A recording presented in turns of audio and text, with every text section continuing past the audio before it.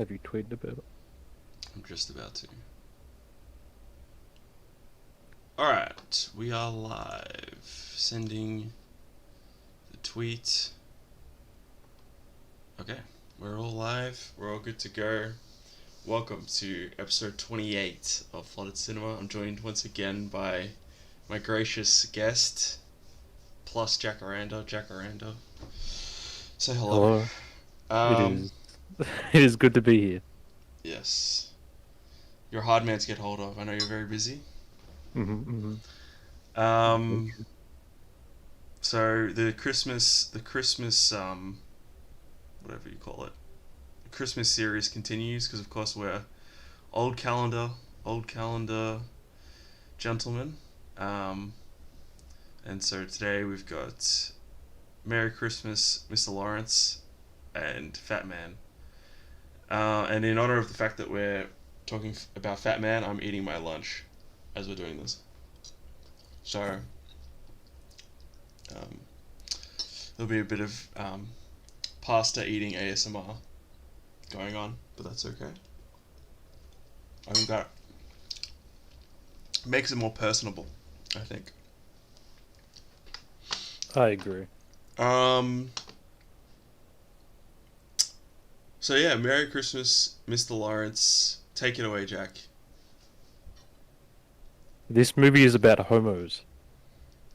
Well, A homo. yeah. And the spirit of Christmas. No. No, but it is set during World War II in a Japanese internment camp in the Dutch East Indies. Explain to the At a, folks at home what the Dutch East Indies are. the Dutch East Indies are the provinces in the East Indies owned by the Dutch. Alright, and the Dutch are. Gay. Dutch, Holland, Netherlands. How did they get away with having so many different names? It's like they're trying to trick people. Just be shit and no one cares. Um, yeah, so they're in a prison camp, and I went into the movie expecting this to be like Yeah. Cool Hand Luke with David Bowie in a Japanese prison camp, or like The Great Escape, or something along those lines, and it's really very different to any prison movie I've ever watched, and really different to any war movie I've ever watched, I must say. Yeah. It's, yeah, Yeah, interesting little film. it's very much Japanese. If you're familiar with Japanese films, you could just if you ignored the opening credits, you could figure out that it was probably made by Japanese people Mm. rather than um, Europeans or Americans. It's just, I think it's interesting because it does not paint I mean, it doesn't necessarily paint the Japanese in a completely negative light, but it paints them in like, I don't know. I guess it's just sort of, yeah, nuanced. Although they never really criticize anything about the British, Not really. because it is based on a book, right, written by an actual POW. Oh It was no. based off The Seed and the Sower, which is written by a South African man, Oh, okay. Lawrence van der Post, who's obviously he's ethnically Dutch. So I Okay. don't know if he's connected with it that way or not. Okay. Okay. Yeah, so he was a close friend of Prince Charles. Interesting. So he was quite a important South African. Huh. Um. Yeah. So the movie basically opens with them punishing a prison guard for committing sodomy against one of the prisoners, and they're planning on basically allowing him to commit harakiri, which is when they spill their guts open and have their head cut off. And there's a lot of that in this movie, which is kind of funny. I don't know, like I don't know if it's meant to make the Japanese seem like ridiculous with their amount of suicide they try and do, or if it's just Japanese people to them that is normal, so it doesn't come across as like absurd. Yeah. You But know. yeah, like we said, it does have the element of it is that it's an adaptation from a non-Japanese author. Because I'm just on his Wikipedia page, and he was taken as a prisoner. So yeah, Mm. he fought during World War II for the British. Yeah. So really, this is a movie about cultural differences and like learning about different cultures, um, and things Yes, like but that. not in a necessarily positive way. No. I'd say it's entirely about almost a fundamental inability for Yeah. people of different cultures to truly understand each other. Yeah. Yeah. So we've got the main character. Well, the main two characters basically are Mr. Lawrence, played by Tom Conti. Tom Conti, is it? Yes, And of course, was it Sergeant Hara, or I can't remember what his rank was. yes, Sergeant Hara. Yes, Played by Takeshi Kitano. So obviously one of the most famous Japanese actors. If you're at all familiar with Japanese films, you'd know about him. But then there's also a secondary relationship between David Bowie and Captain Yonoi. hmm Um, and it's just, yeah, I don't know, it's a very interesting movie. You can yeah. I tell it's suppose based on a book. to sum it up, it's this it's a story of the relationship between Mr. Lawrence, Tom Conti, and Sergeant Hara, Takeshi Kitano, Yeah. and their interactions, their cross cultural interactions during their time in this POW camp. Obviously, one being in command and the other not, and then the sort of central focus of like the events in their lives that this focuses on is the introduction of a new POW, Jack Selliers, played by David Bowie, Yeah. who completely throws out the balance of the prison Mm. because the prison captain, Captain Yonoi, played by Ryuichi Sakamoto, who also made the score for the film, which Yeah. is a fantastic Yeah. score. Yeah. Because Captain Yonoi, develops a sort of semi-homosexual uh, Fascination. fascination with him, yeah, Yeah. that drives him insane, basically. Yeah. And the four central performances are all great. Really, really good. Mm-hmm. And Jack Thompson as the Oh, the other British British guy. commander is pretty good. Yeah, Yeah, yeah, yeah. He's good too. But yeah, David Bowie is great. Just playing this sort of aloof guy. Kind of like he just sort of does things by his own rules, and you know doesn't hmm doesn't necessarily do what he's told by the prison guards or things like that. which you find out later is sort of because he sort of held his because he has that drama about his brother, Yeah, which who was a it was a relationship that he valued a lot, but he sort of messed up, and because like he says he's sort of a bachelor, he doesn't have anybody else yeah, other than his brother, who he's estranged and sort of yeah, ruined his life yeah, because he allowed him to be bullied at school. yeah. Um, And so he just sort of has this attitude of aloofness, like he said. He just doesn't quite care that much. yeah. He's yeah, he's really good. I really like him. I love the court martial scene, Yeah. like at the beginning is great. Just it's just interesting the mixture of the like the I love the way that there are times when the Japanese commanders speak English, and then there's times when they speak Japanese, and hmm it's all very it's because there's some movies where obviously when it's foreign they just still get everyone to speak hmm English, or they Yeah. will get characters to Which would have just been a speak. really dumb idea for this movie. Yeah, or they'll get characters just speaking their own language. And I think this kind of it reminded me a little bit of, say, like Inglorious Bastards, the way that Hmm. which language people use and when like adds to the character development Yeah, yeah. of the characters and things like that. And it's interesting to see that in a movie because it's because of how difficult it is to write something like that. Um, Hmm. you don't see it too often, so yeah, Yeah, it's because you have, like you mentioning it, developing their characters.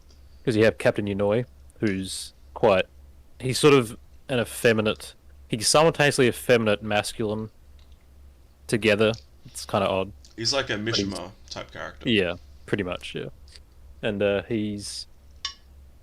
he has this aristocratic sort of element to him, and he seems to pride himself on being able to speak English, and he Yeah, does it quite a lot, despite the fact that he has a lisp, and yeah, he does not have an imposing voice at all while speaking English. yeah, And and then you have Sergeant Hara, yeah, who is he just a complete ballbuster. He's not concerned at all with mm, appeasing the English speaking inmates at all. yeah, Whereas Yanoi is somewhat sentimental towards them, and Hara mm, just does not bother to learn English yeah, at all. yeah, He makes them either speak Japanese to him or through an interpreter, yeah, and then obviously that has its payoff at the end. yeah. Um, and then we've got Mr. Lawrence. So he sort of functions as the translator in the camp, and he's sort of Yeah. the like he's sort of got this. I wouldn't say tension, but it's sort of like he's trying to help the other prisoners like understand Japanese culture, but at the same Hmm. time, he obviously because the Japanese are the enemy, he can't be seen to like the Japanese too much. But Hmm. and yet he can speak Japanese and everything, and it's clear he has a penchant for Oriental women. Like at that one that one thing where he's like reflecting on like some like hot Chinese girl he met in Singapore or something, basically. Yeah. Yeah, because Um, I think you call him he's basically an Orientalist, yeah, like he's interested in the Orient. in the And classical sense of the word, yeah, not yeah, yeah, and he was in, like you said, Singapore before it fell, mm, and yeah, so he's like, the way I describe him is he's just trying to sort of keep the peace in the camp. yeah, He's moved beyond the war.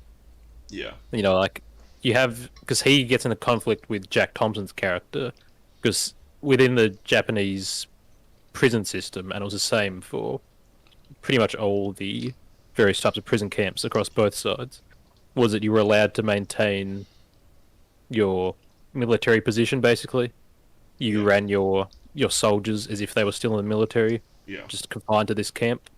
yeah, And so, but Jack Thompson's character, who has that position, he's still the leading officer of the British forces in the camp. He's obviously still in the mindset of doing whatever he can from inside the camp to aid the war effort. yeah, Whereas he obviously gets into conflict with Lawrence because he's just focused on keeping the peace yeah, and just keeping them all alive, regardless of what happens with the war, mm, basically. yeah, And obviously, from the it makes him an enemy or untrusted by both groups most of the time. yeah, But he's regardless of that, he's willing to keep doing it. yeah. Um, yeah, so that's pretty much the four main characters. Let me have a look at my notes. Oh yeah, so yeah, we've mentioned, but the music is pretty iconic. A lot of people Yeah. would know the main theme from this movie and not know the movie exists. Like I know a Hmm. lot of it's like a theme that it's a thing that like you know a lot of people when they learn piano, it's like a one of the things they learn for some reason. It's become really popular. Yep. Um, so you'd probably know it. Um, what have I got written here? Oh, there's the funny bit where there's I can't remember what exactly the incident is, but he says there's no Geneva Convention here. Yeah. because Yeah, famously, they mentioned it a few times. Yeah. like Japanese famously did not sign up for the Geneva Convention. But honestly, their treatment in the camp doesn't seem that horrible. No, You know, because you know he is like they mentioned in the film. He's a sentimentalist, yeah, so he's. But obviously, you there's an implication because eventually he's removed, yeah, and there's an implication there because the replacement literally says, "I'm not as sentimental as Captain Inouye," yeah, and this was already a camp where regular beatings were happening. They were being deprived of food, yeah, and their soldiers uh, were executing themselves. yeah, You know, and it's implied that things are going to get even worse than that because that yeah, was a sentimental Japanese captain. yeah. That was the nice guy. Um,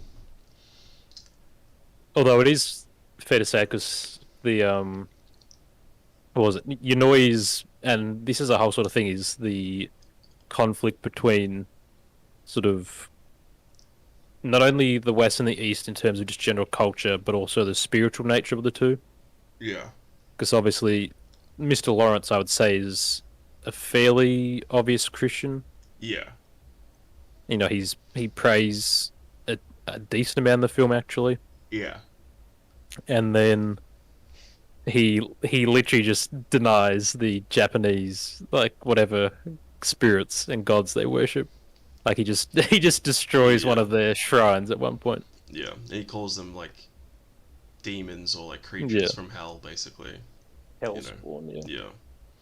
Um, and and and that's sort of because Yonoi believes that the prisoners are spiritually weak yeah, because they can't watch the harakiri. yeah, Because the opening scene of the film is Lawrence being sort of brought over by Sergeant Hara because he wants him to see this harakiri take place. yeah. Or what? It wasn't a harakiri. It was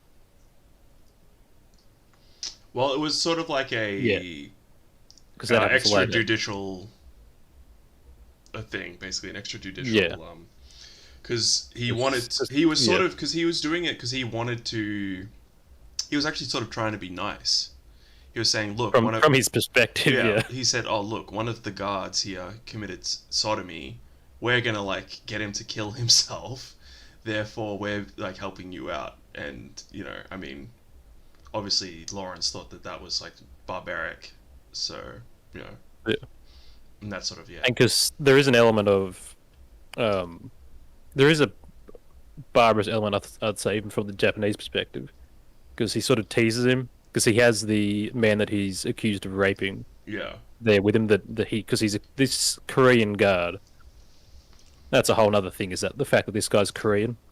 yeah, Because the Koreans, the Japanese are not like the Koreans. They no, thought they were spiritually inferior. yeah, Um, but yeah, because he's accused of raping this Dutch guy, yeah, and because there's an element of Sergeant Hara sort of um, making fun of him because he sort of jokingly says that if you can manage to rape this guy again, we won't. huh, You won't be forced to do it. You can regain your honor by raping him again. Proving yeah, that that your genitals still work. yeah.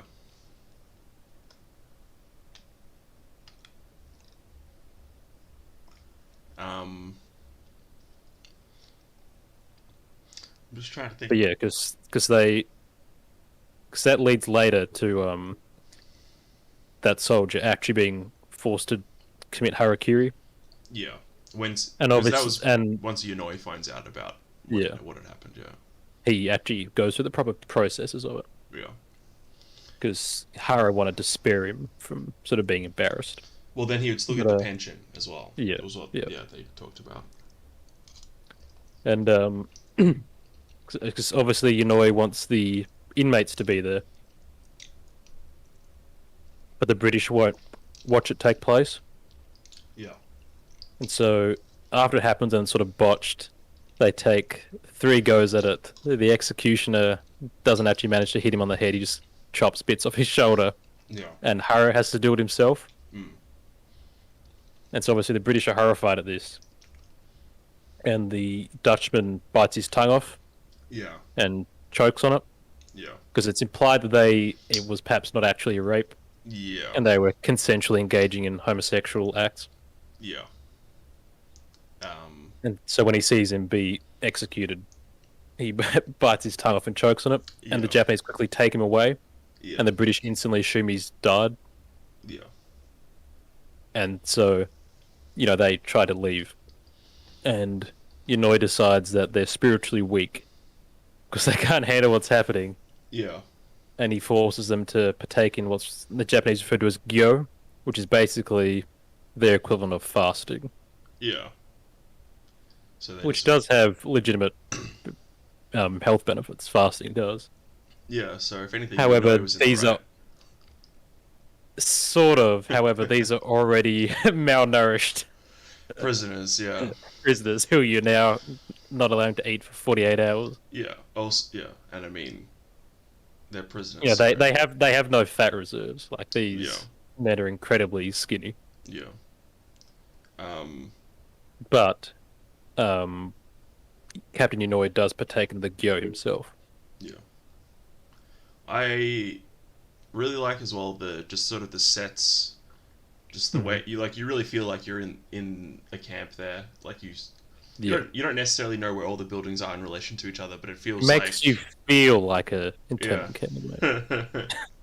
But it's yeah, I don't know. There's like get a certain sense of yeah the geography and stuff. It feels almost like it's like after you've watched a TV show for a long time, like you sort of know Yeah. the geography of where the setting is. It's sort of Mhm. you get that sense just because it's I don't know it's well done how they did it.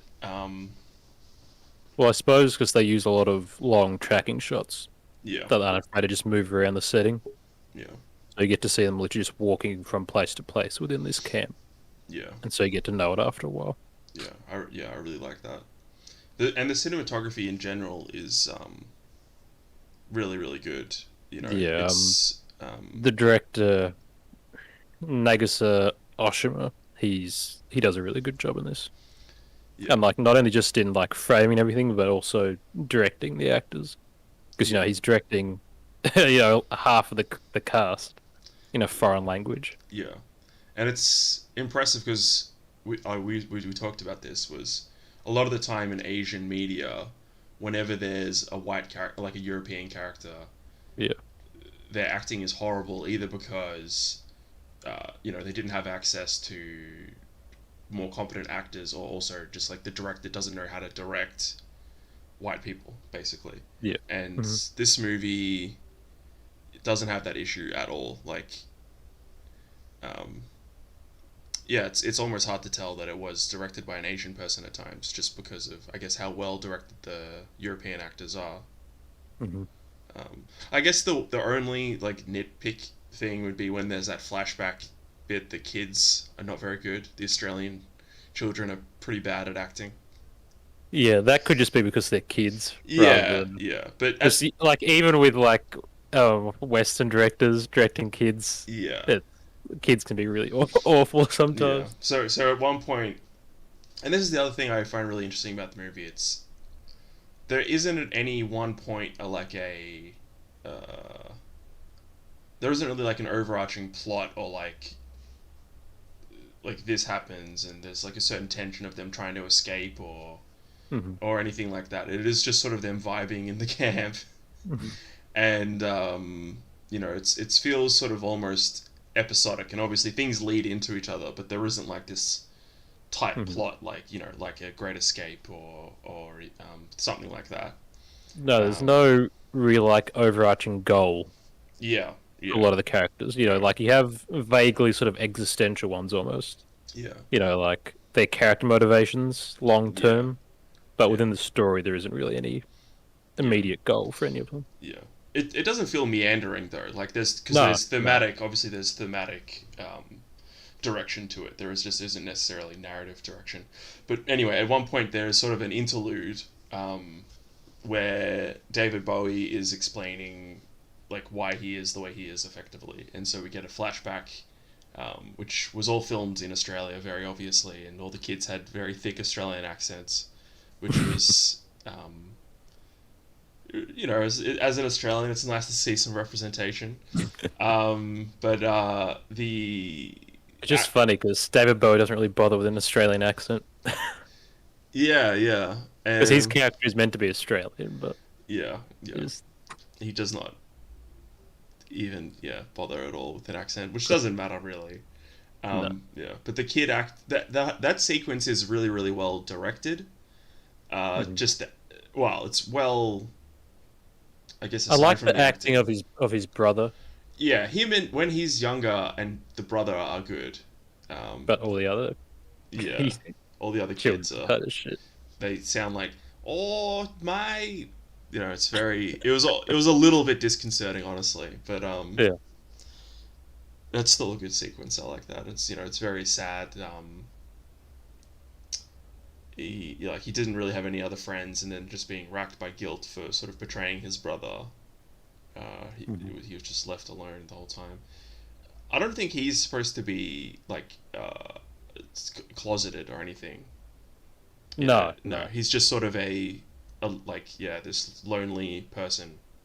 Which You have is that you have that bit where he kisses Captain Inouye, but that's to manipulate him because he's found out that he has this obsession. yeah, yeah. That's pretty funny. Like that's kind of sort of towards the end of the movie. Inouye's like getting Yeah. ready to start just executing people, and like go crazy, and then David Bowie just comes up to him and like kisses him on the cheek, and he just like blue screens, like almost falls over. He literally faints. Yeah. Yeah, just from like being so overwhelmed.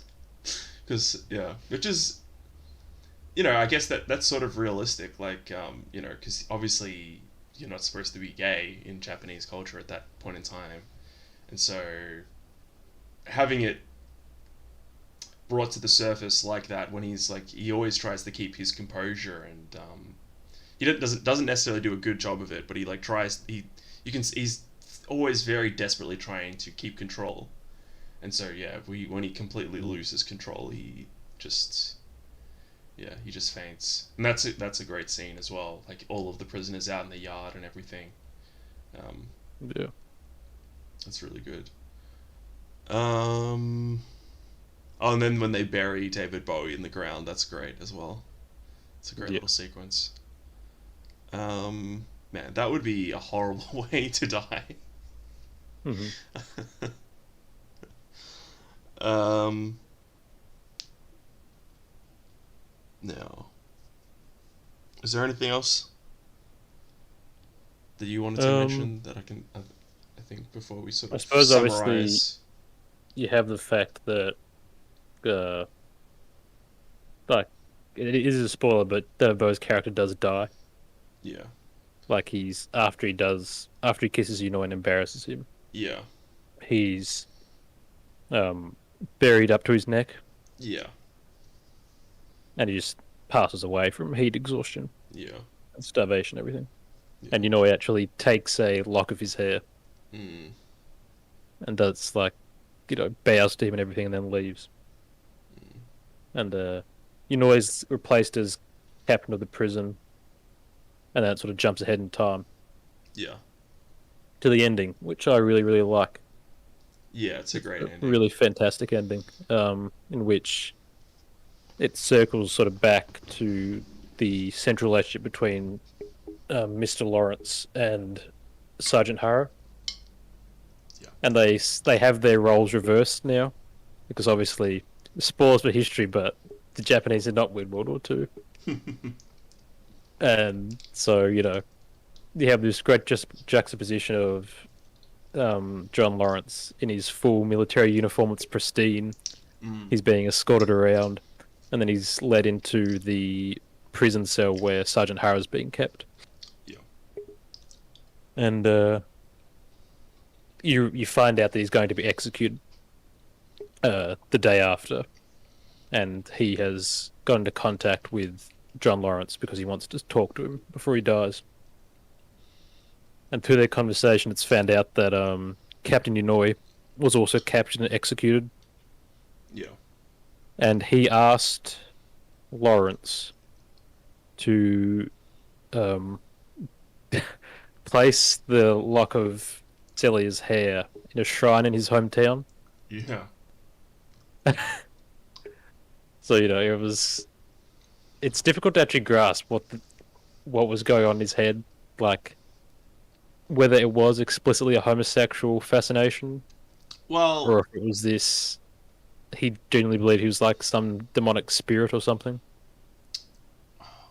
I guess it's sort of like a little bit of both, or it's like it's. I don't. I don't want to get too much into the Yeah. psychology of that sort of thing. I guess necessarily, it's just I don't want to get too Hmm. speculative. But it's sort of like because it is such a repressed thing, it sort of manifests in very bizarre ways. Hmm. Um, which, yeah, we see in Yanoi's behavior, obviously. Yeah. Hmm. Um, and yeah, I guess I mean, because the thing is, who knows what these Buddhist people get up to with what they worship and stuff? Because they sort of just Yeah. worship anything and everything. So, Hmm. yeah. But yeah, the ending Yeah. is great, and that's sort of where you get the Merry Christmas, Mr. Lawrence sort of Yeah. ending. Because Sergeant Harrow wants to talk to Lawrence. Just not necessarily about anything much. He just wants to talk to him, just to see him. Yeah, Um, and Lawrence has because this is an interesting thing is that Lawrence obviously isn't quite a true believer in the motivations behind World War II from the Allies' perspective, yeah, because he doesn't agree with the treatment of the enemies after the war. yeah, He explicitly doesn't believe it in for the Japanese, and obviously you don't know what he would think of the treatment of Germans because yeah, it isn't relevant. yeah, But he says that he'd just let him go if it was up to him, he'd just be released. yeah. And And it's it's sad. it's mentioned that Sergeant Hara basically he did nothing that no other soldiers didn't do really. Yeah, Like you would have to execute every single Japanese soldier essentially. yeah. I mean, it's war, so Yeah, like what he did was not especially terrible or anything. yeah.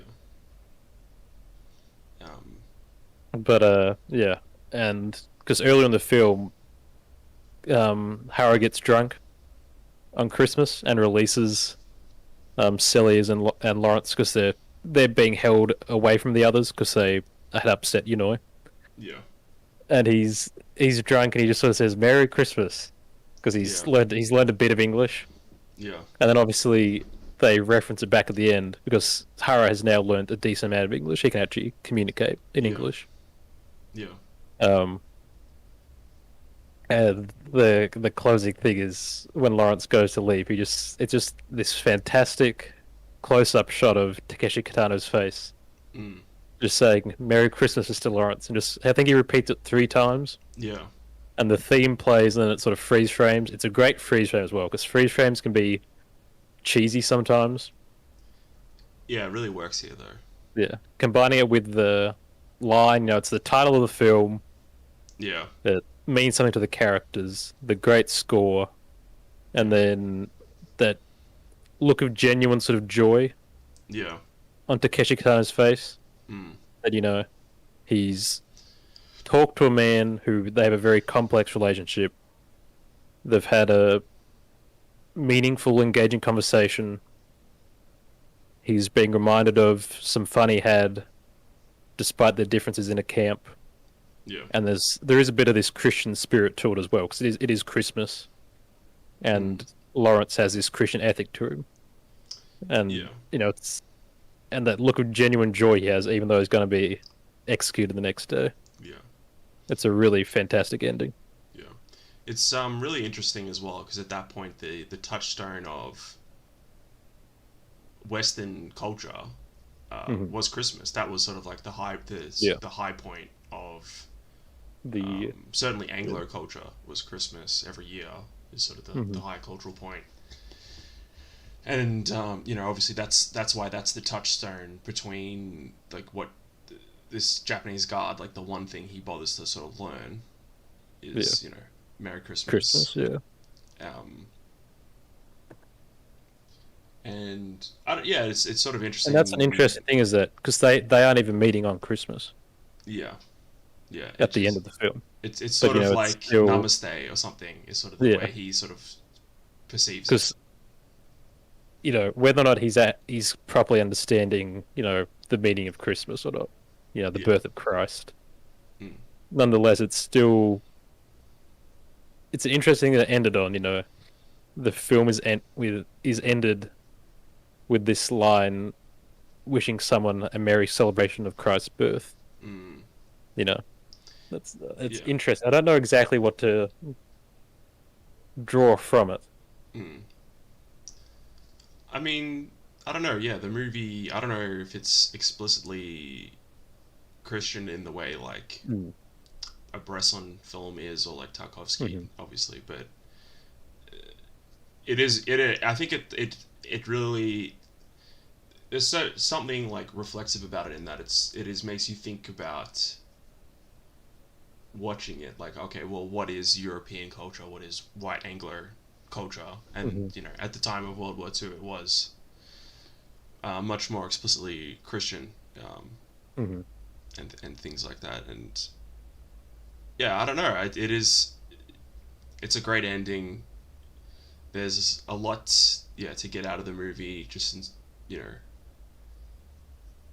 it's well acted, well directed, well shot, beautiful score, Hmm. and yeah, there's lots of interesting questions about culture Yeah, stuff and um, yeah. I think it it succeeds in a meaningful exploration of yeah, cross-cultural relationships between Anglos and Japanese. yeah, I and think it's a really successful look at that. it's nice to watch a uh, war movie Hmm. where there is humanity brought to both sides, and it's not. Yeah. It's sort of.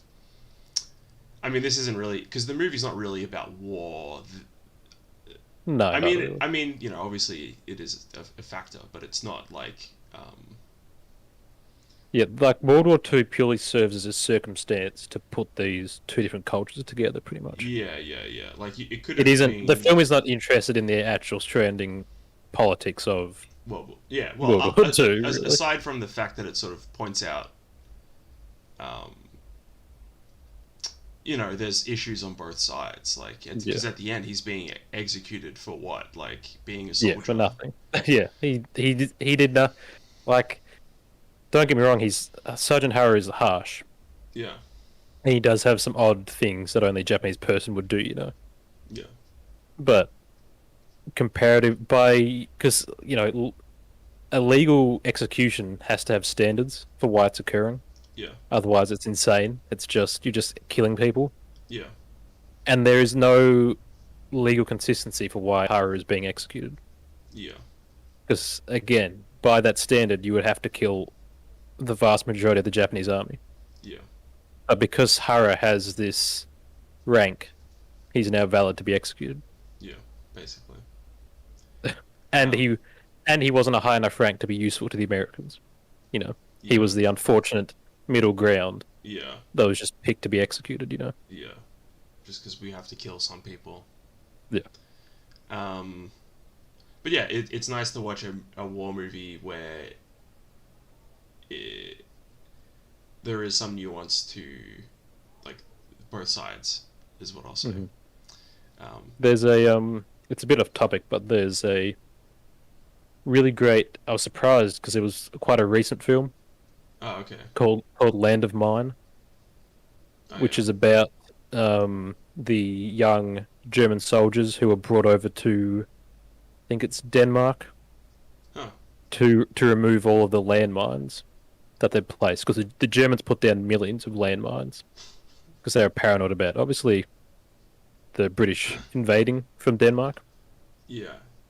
and so the rule that the Danish used was that they weren't going to risk their own soldiers to pick up these landmines. and so they conscripted German POWs to do it all, and many of them were very, very young boys. Oh man. And that film was about what was basically the Allied forces knowingly, like de facto killing very, very young German boys. Mm. Because, they give them a crash course in disarming landmines, send them out with sticks to poke around at them and try to find them. You unless you're a moron, you know that these young boys are going to be killed by these landmines. Man. Yeah. And it's about the relationship between these boys in this camp and the leader of it, the the Danish guy in charge, Okay. and his slow realization that these are young boys. This is, and that he's sort of partaking in this sadistic revenge fantasy Mm. that he has to come to terms with the fact that he's doing that. Mm. It's a fantastic film. I'd like to That watch it with you sounds good. sometime. That sounds Yeah, good. Sounds it's one of good. the best movies I've actually seen in a long time. But yeah, it's a bit off Yeah. topic, but Oh, I mean, whatever. Do we have anything else really to say about Merry Christmas, Mr. Lawrence? um, not really. Other than if you haven't watched it, you should watch it because it's really great. Yeah, it's really good. It's yeah, drama. I wouldn't say it's a slow movie, but it's not No, like there's no motorbike chase scene no, where Steve McQueen jumps a fence. no. But it's a really good. David, it's cool seeing David Bowie in a movie. Mhm. Everyone's good in it, so big, pretty big recommend. I don't know if it's that much of a Chris. I guess it's a Christmas movie. I mean, Yeah, Christmas is a core sort of yeah, theme of it, I think. yeah. Even though if only a small portion is actually set at Christmas. I mean, it's more of a Christmas movie than a lot of other like more explicitly Christmas movies. I'll say that Yeah. much. Mhm. Thematically, Yeah. it's You know, more the it's more Christmas than Jingle All the Way. the meaning of Christmas is actually important to the film. Yeah, yeah. Because it's as well. It's on Christmas that they're freed from being executed. Yeah. No, and it's sort of like, well, on Christmas it was the beginning of like the salvation story, sort of. Mhm. So, yeah, it's a really good movie. It's nice to watch a World War II movie which isn't just basically Call of Duty level Vanguard. like nuance of Yeah. what's going on. And Jack Sellers is not a strong British black man fighting the racist Japanese. no, no, you can watch what's that movie? Overlord, if you want to see that. Yeah. That was an alright movie, Overlord. But anyway, Merry Christmas, Mr. Lawrence. Excellent movie. Now moving on to Fatman, which Fatman, I had heard about it. It came out last year, Christmas time, I think, and I saw the trailer for it and I thought, oh, I'm gonna watch this because Mel Gibson is in it. And then I forgot about it, and then we're doing Christmas movies, and I remembered it, and so we watched it, and it is great. I'm gonna add it definitely into my yearly Christmas rotation from now on. Yeah. It's Hmm. yeah, really great dark comedy. Basically, Mel Gibson is Santa. Literally, he is playing Santa Claus. Nick. Oh no, that's not Nick. They call him Chris. Sorry. Chris He's Kringle. Chris Kringle. Yes, yes. And basically, a spoiled brat child hires a hitman to kill him, and so the movie is about this hitman trying to get to the North Pole effectively and find Santa. And Yeah. So Ben Shapiro wants to kill Santa Claus. Like this kid. I swear, This kid is Nick is not Nick. Ben Shapiro. I'm going to It's say him. Nick Fuentes. Yeah, that's what I was about to say. No, He doesn't date any cat boys. He doesn't date any cat boys. Oh, So. come on. We're not. I don't want to wade into the drama there. I am not. I disavow any drama. I love both sides of the spectrum over with the dissident right people, whatever. Got no beef with them. Let's go after Jack. But Um, I like Nick Frontis. I just like to joke about Cowboys. all right. Well, um, I almost said I like Cowboys, but I remembered to put a joke in yes. Well, Fatman, Mel Gibson. them. Yeah. Speaking of uncontroversial topics, Mel Yeah, Gibson Mel Gibson. is playing Santa Claus, and he is really really good in this.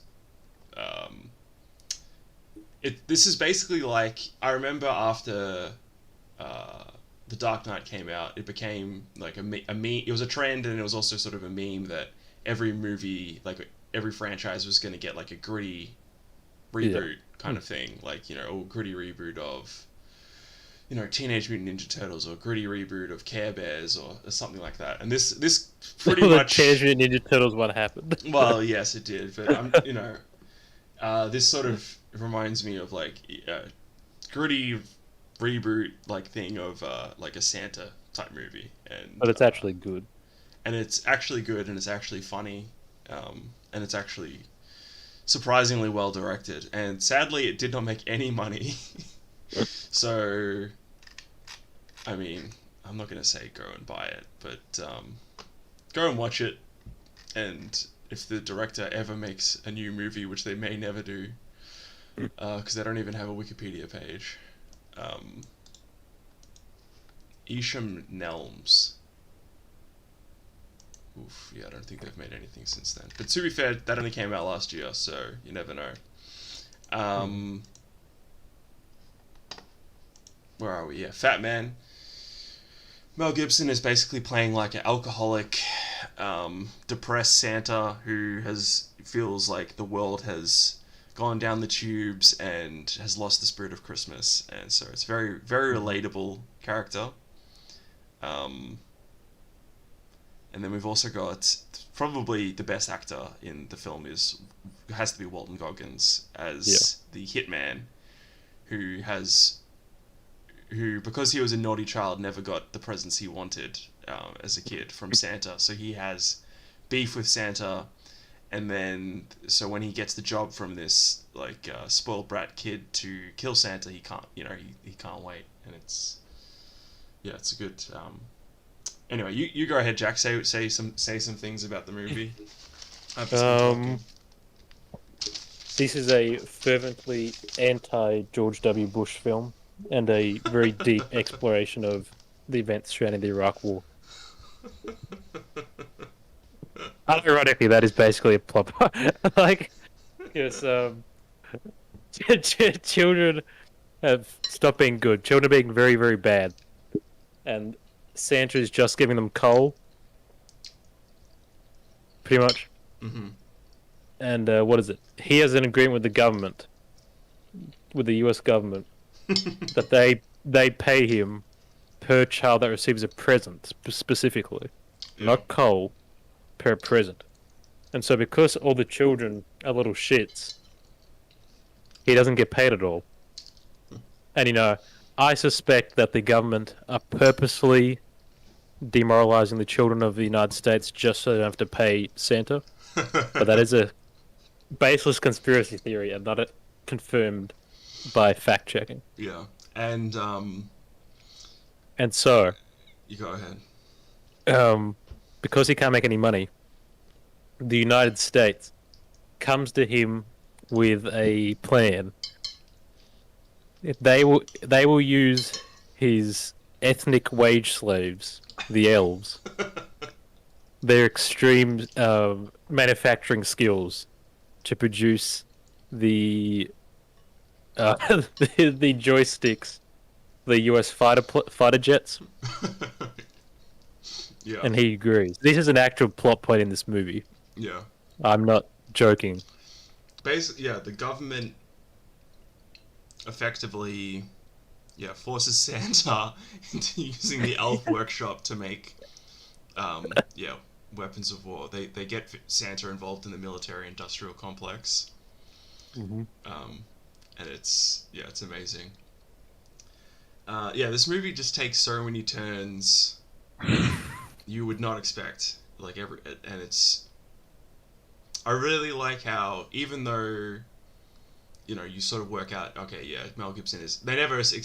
I guess they do sort of explicitly say he is Santa, Yeah, they call him Santa but Claus. there's But you never see him like use his sleigh at all. yeah, Like they have the scene building up to Christmas night, and then he just goes off, and yeah, then skips the next morning. yeah, Because if you had a scene in which he's actually like flying around in his sleigh or whatever, it would be absurd and would not fit in with the rest of the tone of this film. no, So like Christmas night is not actually shown; it's the surrounding period of time. yeah. And I love how it's like so at the first half of the movie, it's very subtle about like what his abilities are and what his powers are, and you slowly see that he is a supernatural being, and Yeah. he talks like he's omniscient effectively. So it's not clear if he's literally omniscient or if he just has because he has files on everyone, he knows everyone that he interacts with.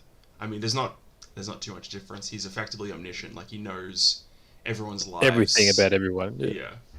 Yeah. Um, there's one scene where he's at a bar and a guy is trying to pick up the bartender, like the waitress, and he sort of subtly mentions to the guy, "Oh, what about your wife, so and so, blah blah blah," and it freaks the guy out, and he leaves because oh, how's this random guy know my wife and children, and so that's really good. And there's like another bit where this thing, the heavy thing, the military thing falls over, and he just sort of picks it up Hmm. without too much strain.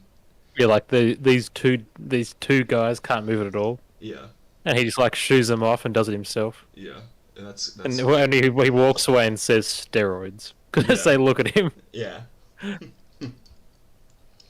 um, yeah, Mel Gibson's really great as just sort of grumpy old man. He's really settled into that in his Hmm. the like the latest era of his career. Um, yeah, I think it's because he's a grumpy old man yeah. in real life. He is pretty much playing himself, I think, Yeah, honestly. Um, like these films are just so that he can talk about how shit the world is. yeah. All right. Well, we should discuss Ben Shapiro a little bit. Yeah, So so Ben Shapiro is in the movie, and yes, uh, he's neglected by he's his parents. he's taller than I thought he was. They make him look a bit taller. They make him a bit taller in this film.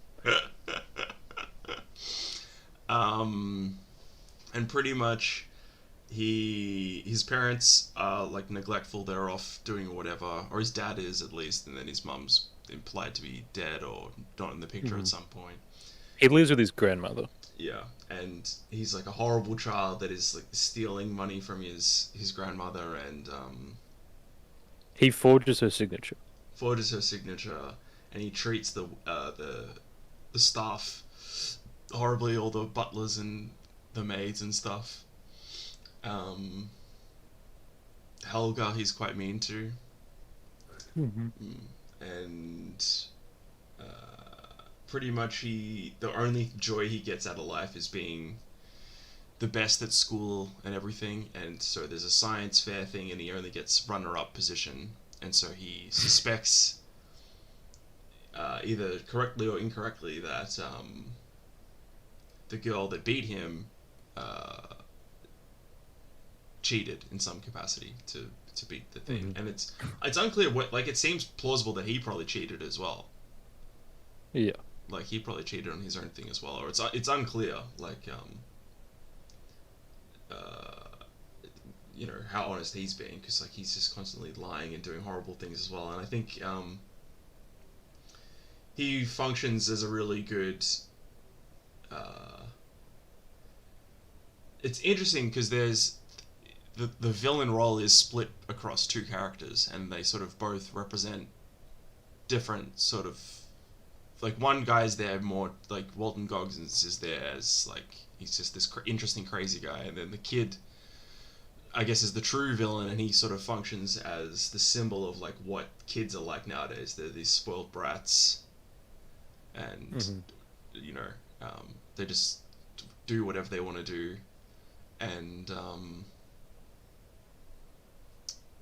yeah, it's like the complete loss of the. The thing is, it is partially due to the breakdown of the family, the fact that his father and mother aren't there. Yeah, So it's a bit of a reactionary film. Is what is the conclusion I think we came to. just slightly. It hints at being one. Yeah, Yeah. Um, but yeah, he's a he's well acted that character. he's Yeah, a good child actor. yeah, he's a fun like because I hate with a passion in TV shows and things like precocious child characters all the time. Like think Yeah, young Sheldon, that kind of thing. But this one, young Sheldon is also reactionary. Young I don't know. Sheldon is How is young young Sheldon reactionary? young Sheldon. How? The young Sheldon is presented as being bad. He's presented as being a bad child. Annoying, and like all the people around him are like redneck hillbilly religious types, and he's seen as being, from the show's perspective, a really irritating little shit. And the show's episodes are usually about his family teaching him that he's wrong. Huh? That's interesting because then he But doesn't learn any it's of still those lessons. shit. Yeah, it's still shit. Like the show's terrible, but I guess that's the only way you it could has like that. reactionary themes. Yeah. Young Sheldon is reactionary. Wow. I'll leave that for your own personal work to delve into that.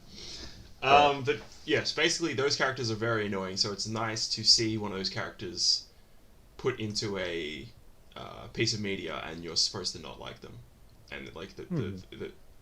the media is self-aware about the fact that they're obviously very um, their intelligence or whatever makes them more evil, basically. That if this was Germany, this child would have been whipped by Krampus and taken to hell. True, true. Um, and then the final sort of character we have is Walton Goggins, and he is amazing in this. This is one of his best roles. He's just amazing in general. I think he's just usually pretty great. Yeah, he just he plays a deranged guy that hates Santa Claus, and it's He plays it completely straight. yeah, and he like there's scenes and shots where he doesn't say anything, and like doesn't even necessarily have a particularly I don't know like pained expression or anything. He just like you just look at his face, and it's just so perfect, Yeah. and Like I buy this as a man who genuinely like I buy that Santa is like a genuine sort of thing in this world, yeah, and this is a man who has a genuine grudge against him, and it yeah, isn't funny. Like he legitimately has a grudge against him that he yeah, plans to get revenge for. yeah. And there's a humorous element sort of comes out of that in a meta sense, but in terms of the actual film, it isn't funny. It's like Mm, it's legitimately serious yeah, in ways. yeah, But then there is actual comedy in the film that's meant to yeah, be there. yeah, Like like this guy has a hamster yeah. that he likes a lot and looks after, which is obviously meant to be funny, And I like and which produces one of the best lines of the film as well. oh yeah, With the pet stuff. yeah. I love just all the scenes of him like tracking down Santa, Yeah. and he's just going on a rampage. Effectively, he talks to a postman. Oh, where did the letters to Santa go? And then the guy like just tells him, and then he just kills the guy. But basically, like I don't understand how he thought that would get traced back to him if Santa did get killed. But it's just it's amazing, and I like they just add lots of little details which are cute.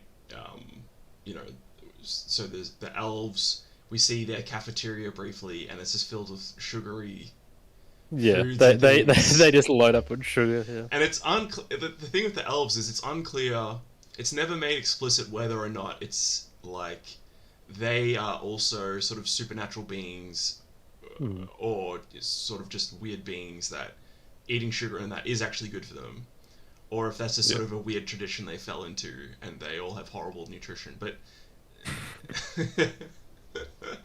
yeah, it's pretty funny that yeah, I like that. And just like another one is at one point the kid calls up Walton Goggins and Hmm.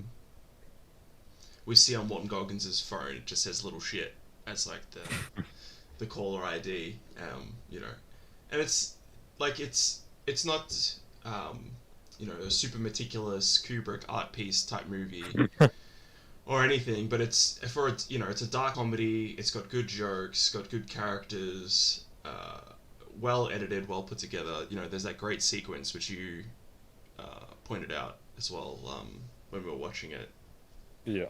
when he's just traveling and it's just sort of cutting five Yeah, there's seconds there's no things. dialogue. It's just really short little things cut on little good bits of noise that he's producing, Mm, and it's really funny. Like just exactly where it's humor purely through editing of him just sitting in traffic, yeah. and there's almost not like nothing's really even funny happening on screen. It's Mm, literally just the pacing of the edits mm, on certain sounds he's making, like when he's drinking, because I think he drinks a milkshake or whatever yeah. at one point, and there's just humor built out through the exact pacing of the editing. Yeah. It's really great. Um, just trying to think. Is there anything else to discuss? The action in the towards the end is really fun as well. Yep. So Goggins is sort of expecting to meet Santa, but he's not expecting the fact that the U.S. military are also there on the base, and so there's a cool, you Yeah. know, there's a great bit where he's sort of just running around and killing all of the U.S. soldiers. Yeah, because like he sort of does a preliminary sort of search, and like he has this moment where he goes, "Oh shit, the entire U.S. military's here," and rather than just leaving, like running away, he goes back to his car and gets all of his equipment and just says, "Fuck it, I'm doing it," Yeah, and he wins. He beats them. it's great because he's just sort of, you're not sure what he's going to do, but he just doubles down and he realizes he Yeah. absolutely like he's just driven by his hatred of Santa, and yeah, it's great, it's great. Um, yeah, that's really well done. The action there, and then Just obviously at the very gunning end, down it's elves. yeah. Then there is a fight scene between him and Santa, him and Mel Gibson, which is a really Hmm. really good, really fun fight scene. Um, pretty And much, he shoots Santa in the head. yeah. He straight up murks Santa. He just like gunpoint kills him, Yeah. and then like hunts down his wife, who is black. Yes. Which. Yes. And Which is the only reason this movie got made. yeah, it's BBC Like, produced. come on, if they made this movie, his wife was like white, then you know, It was a. I think it was a deliberately. It was a deliberately sort of interesting choice. It was like she's a done. good character. Like Yeah. Oh yeah, I their like their her actually. relationship She's is very really good likable. actually. Yeah, Yeah. It's just sort of funny because obviously the typical depiction of Mrs. Claus is not a British black black. lady. No, So yeah, but it worked. It subverted my expectations in a good way. in a good way. Um, I don't think I really have much else to say about the movie. Really, there's not. I suppose like you've got the I do like the line where because he stops on the way to finding Oh Santa Claus yeah. and he goes into this pet store get some stuff for his hamster and this annoying ass fucking woman who works there comes up to him and is like, you don't seem like a hamster guy. Are you sure are you sure you aren't into reptiles?" Which is which I thought was about as far as the joke would go Yeah. because that's already kind of funny. And then he says, "No, I like hamsters." And then she doubles down and like specifies like snakes and stuff. Yeah. And then was it? You know what? You remind me of my mother. She never knew. She never knew how to listen or when to shut the fuck up. Yeah. Which is the kind of a revealing because like later you find out like his parents were abusive and like his dad clearly was abusing his mother, Hmm. and so the fact that she never knew to listen or when to shut up was sort of probably something the dad would yell at her. Which not funny, but like, it's just It is. It's it's funny. clever writing. It's It's clever not good, writing. but it's funny. Yeah, it's clever writing. Um, yeah. And yeah, you have the ending because And there's the that one hitman. sequence. Wait, Oh sorry. There's yeah, that one sequence where yeah, he's just at a Chinese restaurant, and then the movie just yeah, stops for like a minute for him to sort of like eat his Peking duck. yeah. Yeah, he's just randomly like he speaks Chinese. Like Yeah. he must be. And that's another thing is like they do really good of just setting up little things that make it seem like a real world Mm, because they just give you a scene where you know this hitman. He's just oh yeah, he's interested in Chinese culture. mm, Like he speaks Chinese, eats at Chinese restaurants, and then that's it. It's never relevant again. yeah. But yeah, 'cause, like when he shoots Santa, Mrs. Claus comes out, Mm, and what she shoots at him. mm, He shoots back. He sort of gets her, but she runs away into their house, and he follows. yeah. And he walks in, and she was hiding behind a door, and she shoots him in the back of the head with a Oh, flintlock. with a flintlock pistol, Yeah, and that's kills awesome. him. That's awesome. Yeah, Yeah. and then like she goes over and helps up Santa, and that's when you realize that He's pretty much well, he's immortal. he's a yeah he's basically immortal, and like getting a bullet to the head, like through the eye, and it blows out his brains at the back of his head, cannot kill him. Yeah. And they track down Ben Shapiro, Yes. Then they and they confront go to him. his yeah. And I don't know if he's meant to look like Odin, I but think it's meant to. I think it's it's yeah, the visual similarities are too strong yeah, not to be. yeah, And then he basically just lectures him about being a little fucking shit, yeah. and basically threatens to kill him or like torture him if he ever finds out he does anything wrong ever again. Yeah. It's like this kid now has to be good for the rest of his life, otherwise Santa Claus is going to torture and kill him. Yeah. Well, in Santa's defense, the kid was literally about to kill his grandma. Yeah. Oh yeah, yeah. That's a whole other thing is that because the grandmother finds out that the kid has been forging her signature, Hmm. and because she's missing money, and the kid overhears this, and he goes back into his office and mixes a bunch of sleeping pills, like loads of them, all into one drink, and he's got to give it to his grandmother. Hmm. But that's when Santa Claus arrives, and he just drinks it all down, and he's fine. Yeah. He just skulls. Uh, Yeah. All the sleeping pills. basically, liquid poison Hmm.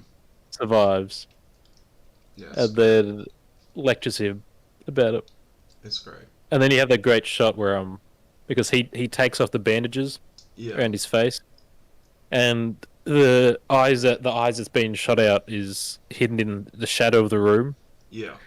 And then as he's lecturing him, just holds on him, and he's slowly moving forward. And then as he delivers, the final line, like, "Don't be a fucking retard." He's that's when the open wound emerges from the shadows. Yeah. It's great. It's really fun. Yeah, It's and it's like this is a supernatural being beyond your comprehension, child. yeah. Yeah. It really exceeded my expectations. My expectations were that it would be well, because I didn't know that it was gonna be actually he was literally gonna be Santa in it. I thought it was gonna be like some thriller thing set at Christmas time, Yeah, and and so there might be like loose allusions to yeah, but you know. he's quite literally Santa, which is great. Which is it's yeah, really really fun movie. Highly recommend to anyone. You will enjoy it. Um, I'm just trying to think. Do I have any other notes? No, I do not. So yeah, this was a good episode. This was a good episode. I think good movies, good Christmas movies to put into your Christmas rotation, yearly Christmas rotation. Both of them I would highly recommend. I'd probably recommend Fat Man more just because I think It's a bit more fun. it's more fun. Anyone will like it, Mm. and Like, it's yeah, more because Christmassy. I watched Merry Christmas, Mr. Lawrence with my mother, and she hated it because I think she was expecting a more standard Yeah. sort of World War II prison camp film. Yes. And Because it's we'd not like watched that. a few before, and she was sort of interested in. It made her interested in sort of the topic. Yeah. Because we'd watched the Bridge on the River Kwai, Yeah. which is fantastic, and Railway Man, which is pretty good as well. That's And the is that the Colin what's the Firth other? one? Yeah, What's that one like? and it's all right. I remember it being pretty solid. It's about it's. I'm trying to think It's because him it's been trying a to while re. since. It's him like going and meeting the Japanese guy that was like torturing him. Yeah, that's a part at the end. Yeah, Yeah. that's sort of what the story's building up to. Is Okay. him sort of getting ready for it, and you see flashbacks of his time in the prison. Hmm. And there's another one that we watched, Unbroken, which I don't know that one. that's about this track runner who went to the Olympics, I think, and he was the bomber on B-52 bombers, and he's the one that gets shot down, and then it's his time in a prisoner of war camp and his relationship with the captain, Oh, okay. Interesting. who is actually a somewhat similar performance to Ryuichi Sakamoto, because I think the actor's a musician, Interesting. and he's somewhat similarly depicted to Captain Yunoi, although this was a real guy. Oh, okay. Hmm. But yeah, Yeah. we'd been watching them, and then we watched Merry Christmas, Mr. Lawrence, and she was like, "That was weird. I did not like that." And I don't think she was prepared for the semi homosexual fascination with it, and she thought it was bizarre. Yeah. It's yeah. I Don't. think she just couldn't quite comprehend Japanese people, and it was annoying her. Yeah, I think going into it, don't think of it as a World War II movie. Go into it thinking of it like you're about to watch like a Kurosawa movie or something more like that. Yeah. It's more closer to some sort of art housey type thing than it is any American war movie. Hmm. Um, but yeah, it's a good movie. But I'd recommend Fat Man just because I think more people need to watch Fat Man because I haven't heard anyone really talk about it, and I feel like it's Yeah, because like Merry Christmas, Mr. Lawrence is pretty popular, people whereas know. Fat Man. And David Bowie's already dead. All right, Mel Gibson's still making movies. Okay, so we need to help him out. Um, Hey, Passion of the Christ 2 gets released next year. So, oh my gosh, have you seen the Passion of the Christ? no, I haven't. We have to watch it. That's fantastic. Like, I don't think if that movie didn't exist, I don't think I'd be a Christian now. Really? That's a fantastic film. Oh, well, I've got to watch. I guess I'm wary of watching some Christian things, Yeah. just because I don't know what what the theological implications might be of certain depictions. But Hmm. I'm sure that movie. I mean, that movie's everyone likes it. That I've never heard anyone say anything bad about it. Everybody um that I care if they like it likes it, and everybody that I care if they don't like it doesn't like it. So That's yeah. That's I see what you're getting at. the right people like it, and the right people dislike it. um. Let's just say, Okay. out of Okay. the Okay. Okay. out of the two people that out of the two groups that may not be responsible for Yeah. the death Yeah. of Yeah. Jesus We get Christ, it. We get it. The Romans. he's more sympathetic to one of them. Yes. Yeah. Yeah. Yeah. We we get what you're angling at on my show, trying to get me thrown into jail. We hate the Romans. Yes, we hate pagans. Yes. Yeah, Flooded Cinema episode 28, Christmas special number 2. And we're doing one more Christmas special next week. If you're still listening to this at this point, we've just been rambling, I think, for the last 20 minutes. But that's okay. One more Christmas special before, of course, Old Calendar Nativity, aka Real Nativity. Mm-hmm. And what are we watching then? What did we say? I do not know. Night of the Hunter. Yeah, and, that was... and Silent Night, Deadly Night 4. So that should be very interesting. Brian Usner directed. I can't wait to torture you with that one. You got one in this week with Merry Christmas, Mr. Lawrence, so... That's true, that's true. And I'm sure we'll do Kingdom of Heaven at some point. No, I never want to talk about that movie again. I do not want to have to watch it again. We could just do a throwaway mini episode and not have to watch it again, I guess. If we really... I don't even know if I want to talk about it. I would do it now. Kingdom of Heaven is shit. Yeah, do not watch Kingdom of Heaven. Watch another long movie. Watch Alien, watch The Duelists, and then forget that Ridley Scott exists. Mm-hmm. I mean, Gladiator's decent. Anyway, I don't want to talk about Ridley Scott. I'm sick of Ridley Scott. Duelist and Alien are on it. Yeah, just watch the... Oh, and Blade Runner. Fuck Ridley Scott. We hate Ridley Scott here. Yeah, that's true. He's got 3 good movies. Unless there's another one that I'm forgetting. But yeah, he's got 3 good movies. Like, he's got 3 good movies, then some decent, like, mid ones. Yeah. Yeah, but do not watch Kingdom of Heaven. It's an order. From me. Mm-hmm. Alright. Well, thank you everyone who has listened or will be listening. I'm also going to try and upload an audio-only version of these to, I don't know, Spotify or SoundCloud or whatever is, like, turns out to be the cheapest and easiest one to upload to. Whatever one won't scan through these and ban you. Well, I think I just need to stop having you as a guest. Most unoptical guest. No, I think I've had worse. I think I've probably said worse things, but anyway. The Romans, man. Good night, everyone. Spotify is owned by the Romans. Oh, happy! Yeah, we'll see you next year. We'll see you next year, 2022. Very exciting. All right. Goodbye. Goodbye.